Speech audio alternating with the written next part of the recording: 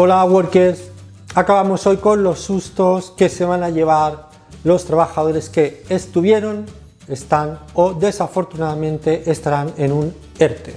Está estudiando Hacienda una rebaja o una especie de exención para los trabajadores en ERTE cuando tengan que hacer la declaración de la renta en mayo del año próximo. Pero ojo, no para todos los trabajadores, solo para las rentas más bajas, es decir, todos aquellos que cobren menos de 22.000 euros brutos anuales. Sabemos que estando en ERTE, cobrando del SEPE, no se aplica retención del IRPF.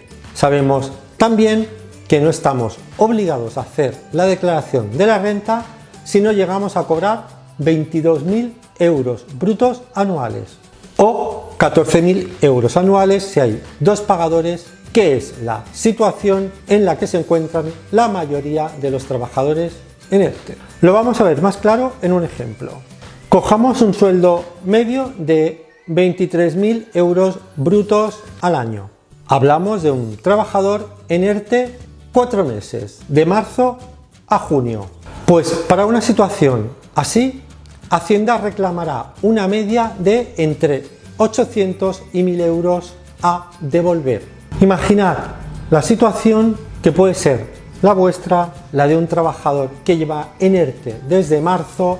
El susto al hacer la declaración de la renta puede acabar en infarto. La cuestión es entonces, ¿bajará o suavizará algo la exención del pago del IRPF el gobierno para los trabajadores en ERTE?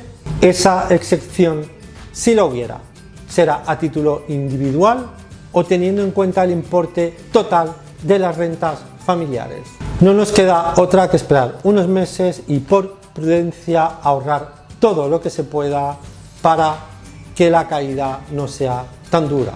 Amigos queridos, hasta aquí los 4 sustos. Ojalá todos ellos queden en anécdota. Amigos, toda esta información y mucha más la tenéis en mi canal. Podéis suscribiros, por favor compartid los vídeos y así estaremos todos totalmente informados. Nos vemos mañana en la cartelera de cine by Laborman con Matrix. Seguimos.